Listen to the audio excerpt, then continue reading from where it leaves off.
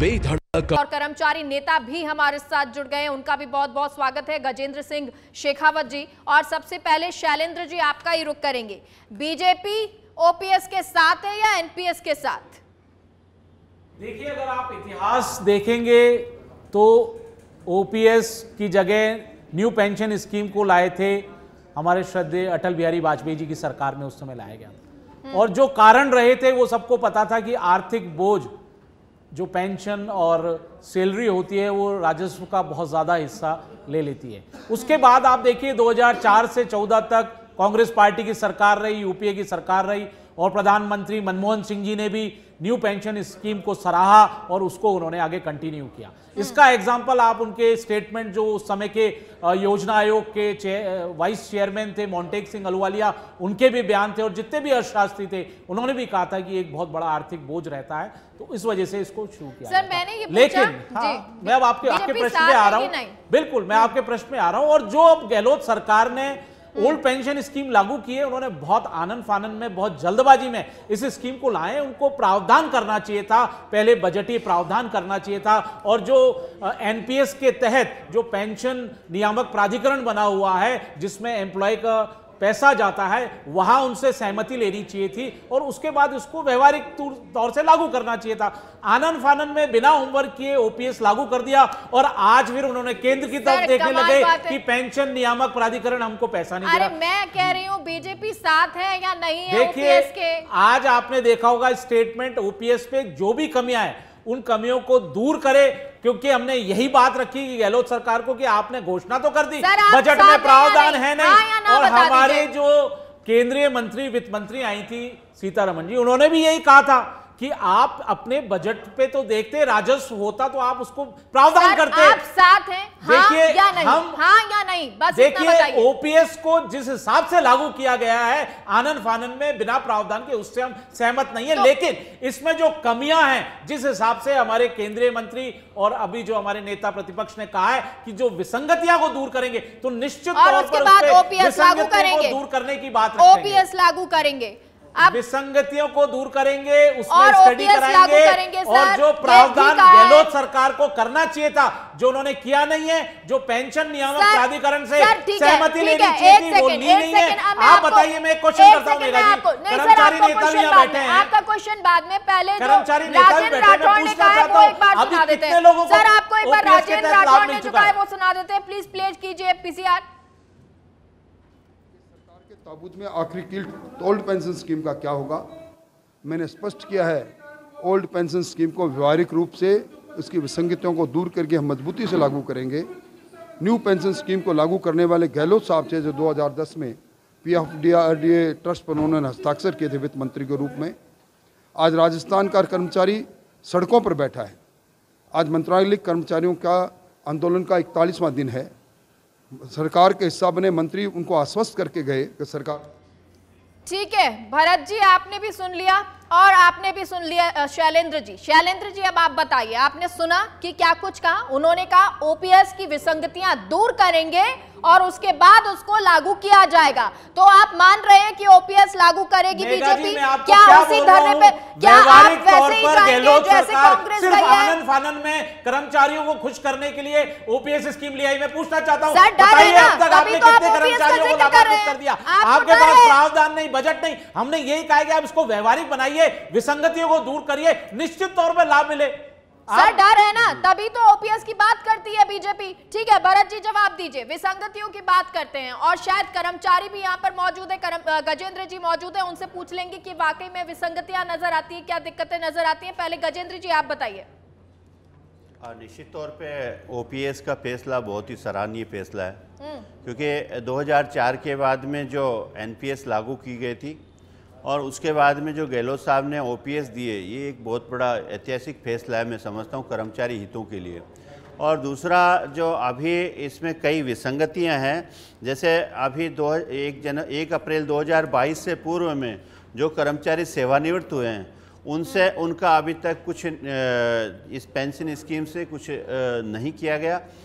उसमें ये ज़रूर है कि वो जो हमारा परसेंटेज जमा होता है जो भी कर्मचारी 2022 से पहले सेवानिवृत्त हुआ उनका 60% जो जमा का 60% कर्मचारी को दिया गया, 40% उसका जमा है।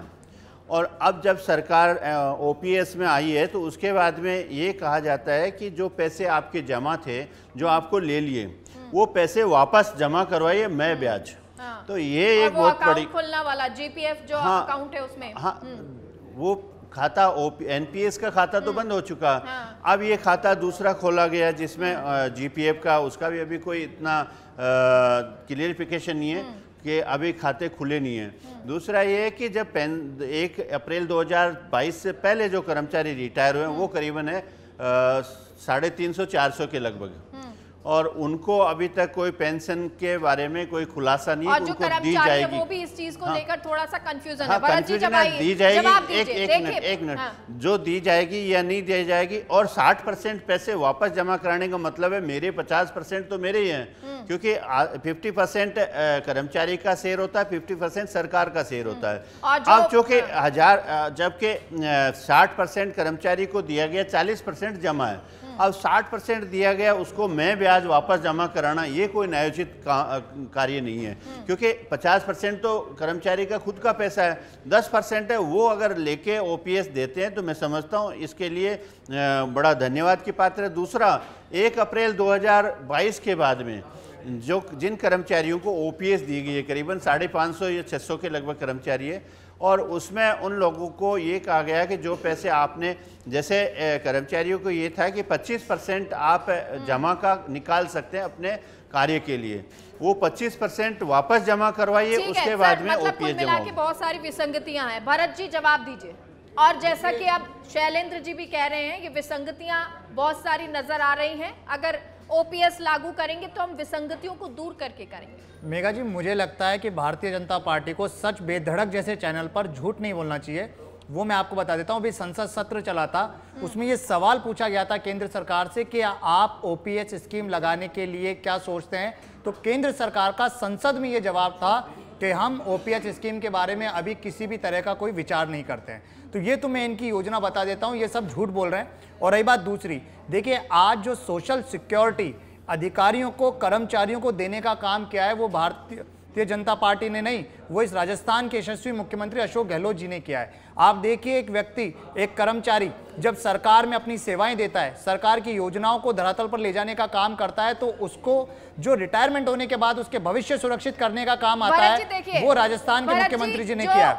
कर्मचारी है वो खुश है इस ओपीएस से, लेकिन विसंगतियां हैं और निश्चित तौर पर बहुत कंफ्यूजन है। देखिए, निश्चित तौर पर जो हमारी दूरदर्शिता थी, निश्चित तौर पर जो हमारा विजन था कर्मचारियों को एक भविष्य को सुरक्षित करने के लिए, वो माननीय मुख्यमंत्री जी ने बताया है। लेकिन इसमें जो कमियां रही हैं, उन कमियों को दूर करने का प्रयास किया जा रहा है। अभी आपने देखा बजट 2023 में भी जो बोर्ड थे, निगम थे, स्वायत्त संस्थाएं थी, उसमें वर्किंग, देखिए उसमें वर्किंग चल रहा है मेघा जी, बिल्कुल वर्किंग चल रही है उस पर। शैलेंद्र जी, आपसे सवाल है, आपके जो केंद्र में बैठे हैं वो आला कमान, जो निर्मला सीतारमण है, वित्त मंत्री हैं, वो ये कहती हैं कि भाई एनपीएस ही सही है, ओपीएस लागू नहीं होगी, ओपीएस को लेके कोई बात नहीं होनी चाहिए।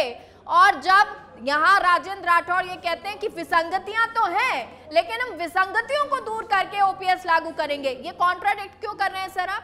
देखिए, मैंने आपको पहले भी बताया, इनके पूर्व प्रधानमंत्री मनमोहन सिंह जी सबसे बड़े अर्थशास्त्री हैं, भारत के ही नहीं विश्व में भी उनका अर्थशास्त्रों में नाम था। अरे सुन लो, अब उन्होंने क्या, मुख्यमंत्री अशोक गहलोत जी आपके पूर्व प्रधानमंत्री मनमोहन सिंह जी से भी ज्यादा बड़े अर्थशास्त्री हो गए क्या?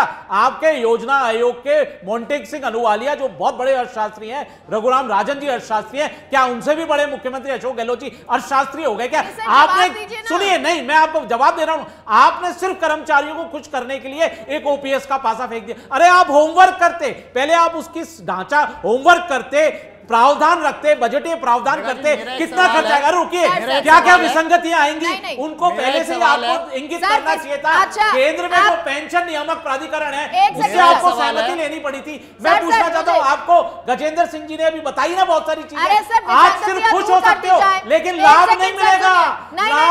सर सुनिए, अगर कितने लोगों को लाभ दे दिया आपने? मैं पूछना चाहता हूँ, कांग्रेस के प्रवक्ता यहाँ बैठे, कितने लोगों को लाभ दे दिया, बताइए। आप शैलेंद्र जी ये मान रहे हैं ओपीएस सही है? अगर विसंगति दूर कर दी जाती है तो आप सही है या करो नहीं तो है? सही। विसंगति दूर कर दी जाती है। आपके नेता कैसे कह रहे हैं सर? ऐसे नहीं होता है, आपके दिल्ली में नेता कहते हैं कि वो एनपीएस सही है, आप राज्य में कहते हैं सर ऐसे नहीं, अकेले बोलने से सर कोई काम नहीं होगा। और हमारे साथ डांगी भी जुड़े हुए हैं, उनका भी रुख कर लेते हैं। दिनेश डांगी हमारे सहयोगी। दिनेश लगातार देखिए, जवाब दें सर नहीं, आप अकेले बोलेंगे। आप जवाब दे रहे हैं सर, आप जवाब दे रहे हैं। आपसे जब सवाल कर रहे हैं आप जवाब ही नहीं दे रहे हैं, आप बातों को घुमा रहे हैं, आप बातों को घुमा रहे हैं, आप बात को घुमा रहे हैं। कैसे देंगे? तारे तोड़ने के लिए रास्ते तो बनाओगे, बिना रास्ता बिना होमवर्क बिना तैयारी के आपने घोषणा कर दी। हम एनपीएस को लेकर निर्मला सीतारमण ये कहती रही हैं कि एनपीएस ही लागू होगी, ओपीएस सही नहीं है। उन्होंने यहां तक कह दिया कि 5-10 सालों में इसका बोझ राज्य सरकारों पर आएगा। अब राजेंद्र राठौड़ ये कहते हैं कि अगर ओपीएस हम आते हैं तो लागू करेंगे, विसंगतियों को दूर करेंगे। देखिए मेगा सारी खेल जो है सरकारें बनाने और बिगाड़ने का है। गजेंद्र सिंह जी यहाँ पर बैठे हैं, कर्मचारियों का एक बड़ा वोट बैंक राजस्थान में यहाँ पर है और एक बड़ा रोल वो सरकार बनाने में और बिगाड़ने में अदा करते हैं। अशोक गहलोत की सरकार कर्मचारियों की नाराजगी के चलते चली गई थी। ये गहलोत एक बार नहीं कई मरतबा कई दफ़ा खुद पब्लिक मीटिंग्स में यहाँ पर कह चुके, तो उनकी नाराजगी का खतरा मोल कोई नहीं ले सकता। और निर्मला सीतारमण जो जयपुर की सरजमी पर बयान देकर गई वो उनके गले की फांस बन चुका है। उन्होंने कहा कि ओपीएस अगर राजस्थान को लागू करना है तो अपने स्तर पर लागू करें, हम एनपीएस का पैसा राज्यों को नहीं देंगे, हम सिर्फ कर्मचारियों को वो पैसा देंगे। जिस दिन से उन्होंने बयान दिया राजस्थान के कर्मचारियों में एक डर बैठ गया, अगर राजस्थान में भाजपा सत्ता में आती है तो उनको ओपीएस है उसका फायदा नहीं मिलेगा। रही बात विसंगतियों की, खामियों की, सुधार की गुंजाइश हर जगह होती है, लेकिन निर्मला सीतारमण के इस बयान ने प्रदेश भाजपा की चुनावी साल में मुश्किलें यहां पर बढ़ा दी है। क्योंकि कभी भी भाजपा ने सदन से लेकर सड़क तक, यानी न सड़क पर इसका विरोध किया, प्रदेश भाजपा के बड़े नेता ने, चाहे वो वसुंधरा राजे हो, चाहे वो सीपी जोशी हो, सतीश पूनिया हो, राजेंद्र राठौड़ हो, या जो राज्यपाल बन चुके हैं असम के कटारिया हो, किसी ने भी ओपीएस को लेकर एक लफ्ज नहीं बोला। लेकिन निर्मला सीतारमण के एक बयान ने इनकी मुश्किलें बढ़ा दी।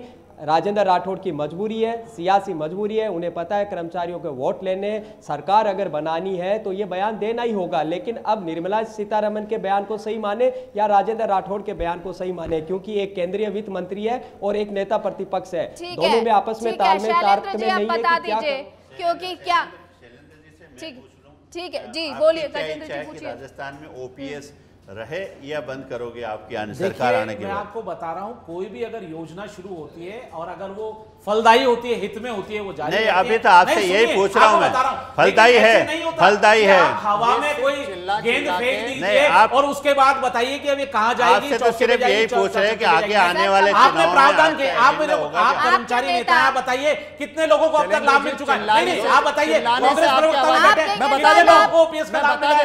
अरे बताओ ना कितने लोगों को मिला है? सुनिए, आप सुनिए, चिल्लाने से काम नहीं होता शैलेंद्र जी। चिल्लाने की बात नहीं, बिना काम किए आपके पास है का संसाधन है नहीं, आर्थिक साधन नहीं, राजस्व आपका है नहीं। शैलेंद्र जी रुक जाइए, शैलेंद्र जी नहीं, शैलेंद्र जी ऐसे डिबेट नहीं होती, आप उनको सुनिए ना। मेघा जी मैं आपको बताऊं, जब 2004 से पहले ओपीएस स्कीम चल रही थी तब 2000 में एक कमेटी बनाई गई थी। उस कमेटी ने एक जांच की थी। उस कमेटी ने यह बताया था कि आज भी देश में मात्र 11% ऐसे लोग हैं जो रिटायरमेंट के बाद जिनकी इनकम जो होती है वो सफिशिएंट होती है जिससे उनका गुजारा हो सके।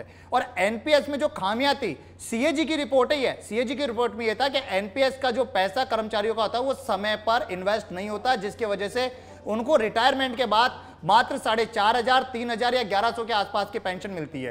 कांग्रेस की सरकार ने जब कर्मचारियों के लिए सोचा, उनके भविष्य को सुरक्षित रखने का काम किया, तो भारतीय जनता पार्टी बौखला गई। और इस तरह से चिल्लाने से बात नहीं होती, आप तार्किक जवाब दीजिए, आप चीजों को बताइए। और मैं आपको यह चीज बताना चाहता हूं कि आज इस देश के अंदर जो जनप्रतिनिधि है, अगर एक बार भी एमएलए बन जाते हैं ना तो ताज जिंदगी पेंशन मिलती है, मंत्री को कितनी सुविधाएं मिलती है। तो जो कर्मचारी, जो अधिकारी इस योजनाओं को धरातल पर ले जाता है, लोगों के लिए काम करता है, क्या उनके भविष्य को सुरक्षित रखने का काम नहीं है? मैं ये जानना चाहती हूँ गजेंद्र जी, पहले तो आप बताइए ओपीएस से आप खुश हैं या नहीं है? नहीं, निश्चित तौर पे ओपीएस एक कर्मचारी के लिए बहुत ही बड़ा तोहफा है। मैं इसके लिए तो डिनाई नहीं कर रहा, क्योंकि राजस्थान में हमने बजट से पूर्व जब सीएम साहब से हमारी वार्ता हो रही थी तब हमने रखा था कि राजस्थान, हम कई बार सरकार के सामने, किसी भी सरकार हो उसके सामने कोई मांगे रखते हैं तो सरकार से ये जरूर पूछते हैं, सरकार ये पूछती है कि ये चीज़ें आपकी किस राज्य में है। हमने गहलोत साहब को यही कहा था कि राजस्थान पहला राज्य होना चाहिए इस OPS के मामले में, और निश्चित तौर पे इसके लिए राजस्थान के कर्मचारियों ने बड़े जोर शोर से इनको धन्यवाद भी दिया था। ये कुछ कमियां हैं, और कमियां ये भी है, उसका भरत जी से जवाब देंगे हिंदुस्तान जी। शैलेंद्र जी, अब आप मुझे बता दीजिए, कर्मचारी तो खुश है OPS से, आप दिल्ली में निर्मला सीतारमण कहती है कि नहीं लागू होगी, NPS होगा, यहाँ पर कह जाता है कि OPS हम लागू करेंगे। सर आप करेंगे क्या? और अगर OPS लागू आप कर देंगे तो उसके बाद 39,000 करोड़ रुपए का क्या होगा? पहले आप ये बताइए कि आप क्या OPS लागू करेंगे या नहीं करेंगे? देखिए, आपको मैंने फिर वापस बताया, स्पष्ट तौर पे मैं कह रहा हूं कि हम कोई भी घोषणा करते हैं उसकी पहले पूरी स्टडी करते हैं, उसके प्रावधान करते हैं, क्या क्या नहीं चुनावी स्टैंड नहीं मानते हैं। देखिए आप देखिए गजेंद्र सिंह जी, हम बताइए, मैं आपको इसीलिए बोल रहा हूँ OPS, आप बताइए ना, आज आपको आप धन्यवाद तो दे रहे हैं कि आपको OPS का लाभ मिल रहा है, आज कर्मचारी डर रहे हैं। आप बताइए, छोटे से पे ग्रेड में तो आप दे नहीं पा रहे हो, मुख्यमंत्री अशोक गहलोत जी पे ग्रेड में तो बराबर ला नहीं पा रहे, वो तो बढ़ा नहीं पा रहे। 40 दिन से कर्मचारी आंदोलन रहते हैं, मंत्रालय कर्मचारी, भारतीय जनता पार्टी की बौखलाहट है। आप बात करते हैं, मैं यही तो आपसे पूछना चाहता हूँ। देखो मैं आपसे ये बता, तार्किक बहस करो ना, तार्किक बहस में कर रहा हूँ। हाँ, बोलिए। सर आप तार्किक नहीं कर रहे हैं। की बात करें, ये विसंगति भी किसने की थी ये भी आपको बता दूं मैं। ठीक है, एक सेकंड, गजेंद्र जी आएंगे। शैलेंद्र जी, आप तार्किक बहस तो नहीं कर रहे हैं। बिल्कुल, आपसे जब सवाल पूछा जाता है कि क्या आप OPS लाएंगे तो आप कहते हैं हम इनको पढ़ेंगे, स्टडी करेंगे। राजेंद्र राठौर जब ये बोलते हैं, क्या उन्होंने स्टडी नहीं की? क्या वो ऐसे ही बोल रहे हैं ना? आपको तो वो कह रहे हैं ना कि हम विसंगतियों को दूर करेंगे, इतनी बड़ी आपने समस्या आप लाएंगे, केंद्र सरकार ने संसद में मना करा है, हम OPS नहीं लगाएंगे। हम कोई चीज को झुंझुने की तरह नहीं देखते, हम OPS नहीं लाएंगे। श्रद्धा जी, भारतीय जनता पार्टी कोई नीति बनाती है तो फुल प्रूफ नीति बनाती है, जिसका लाभ अंतिम लोगों तक पहुंचता है। गहलोत सरकार की तरह झुंझुना नहीं पकड़ा कि पहले तो आपने झुंझुना पकड़ा दिया, अब उसकी व्यवस्था करो। अरे व्यवस्था कहां से करो? आज गजेंद्र सिंह जी कह रहे हैं इतनी ज्यादा खामियां हैं, लाभ नहीं मिल पा रहा है, आप ग्रेड पे तो बढ़ा नहीं पा रहे हो कर्मचारियों की, आप बड़ी बातें करते हो। राजस्व आपने प्रावधान किए नहीं बजट में, हम ये कह रहे हैं ना, जो कमियां हैं उन कमियों को दूर करेंगे। अरे सर आप अकेले बोलते रहेंगे क्या? औरों को भी तो बोलने दीजिए, ऐसे कैसे चलेगा?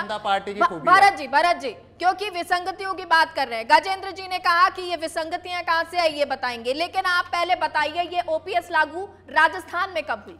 देखिए, जब गए साल माननीय मुख्यमंत्री जी ने बजट दिया, उस बजट में इन्होंने घोषणा करी कि 1 जनवरी 2004 के बाद जितने भी जो कर्मचारी हैं उनको हम OPS की श्रेणी में लेके आएंगे अगले वर्ष से, यानी कि इस वर्ष से। हमने OPS के ऊपर स्टडी की। OPS के अंदर अभी बार बार ये प्रावधान की बात करते हैं, तो मेगा जी मैं बताना चाहता हूँ ये वही राजस्थान है। सुनिए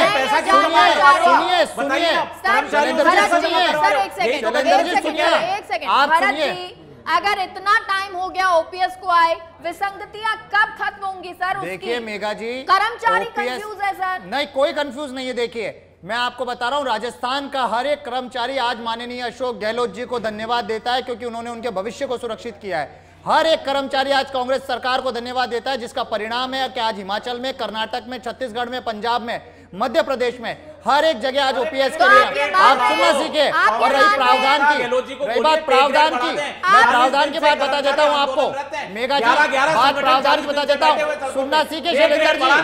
अरे दिल्ली के जंतर मंतर पर जो बेटियां बैठी है, दिल्ली के जंतर मंतर पर जो बेटियां बैठी है उनकी तो सुध ले लीजिए। दिल्ली पे जो जंतर मंतर पर बेटियां बैठी है उनकी तो सुध ले लीजिए। कांग्रेस की आज बढ़ती 40% वाली सरकार थी, 40% वाली सरकार।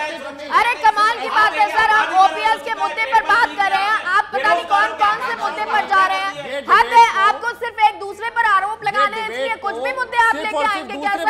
अगर OPS की बात हो रही है OPS की कीजिए। आपने कहा हमने कर्नाटक में, हिमाचल में ये जीत हासिल की है, तो आप राजस्थान में भी ये जीत हासिल करना चाहते हैं, इसलिए OPS लेके आए हैं? नहीं, आप देखिए, अगर आप हिमाचल में अगर सुनेंगे लोगों की बात, ठीक है सर आप रुक करेंगे, लेकिन उससे पहले दिल्ली का, ठीक है दिल्ली का रुक कर लेते हैं। दिल्ली से ये बड़ी खबर आ रही है और ये तस्वीर आपको दिखा रहे हैं, सचिन पायलट पहुंचे हैं दिल्ली में। आज लगातार मंथन हो रहा है, अशोक गहलोत हो या फिर मल्लिकार्जुन खड़गे, रंधावा सभी लोग मौजूद। पायलट को दूसरी बार में बुलाना था, पहले अशोक गहलोत थे, उनके साथ मंथन, और अब पायलट यहां पहुंचे हैं। क्या कुछ आज यहां से निकल कर आएगा महत्वपूर्ण, ये एक बड़ा मुद्दा है, एक बड़ी जानकारी। हालांकि अभी फिलहाल पायलट पहुंचे हैं और इस पहुंचने के साथ में मल्लिकार्जुन खड़गे के आवास पर पायलट पहुंचे हैं। राजस्थान के सियासी हलचल को लेकर अब क्या कुछ आगे होगा, ये बड़े सवाल खड़े हो रहे हैं। पायलट जहां मल्लिकार्जुन खड़गे के आवास पर पहुंचे, वो तस्वीरें आपको दिखाई, और इसको लेकर क्या अपडेट आगे आएगा वो भी जानेंगे, उस पर बात भी करेंगे। लेकिन ओपीएस पर आज हम चर्चा कर रहे हैं और ओपीएस पर ही आगे बढ़ते हैं। भरत जी, आपने बहुत सारी बातें बता दी, मैं अभी आपसे राजस्थान को लेकर पूछ रही थी। क्या कर्नाटक में आप पहुंचे, क्या आप हिमाचल में ओपीएस की वजह से जीते हैं, और क्या आप राजस्थान में भी ओपीएस की वजह से ही जीतने के लिए इसे लेकर आए हैं? मेघा जी, हमें यह समझना पड़ेगा कि जो ओपीएस स्कीम लाई गई है उसके पीछे का क्या रीजन है। मैंने आपको फिर बताया, ओपीएस की अगर हम खूबियां देखेंगे तो उसमें जो 50% पेंशन मिलती है, उसमें आर्थिक संबल मिलता है, उसमें जो स्वास्थ्य होता है वो स्वास्थ्य का फायदा मिलता है।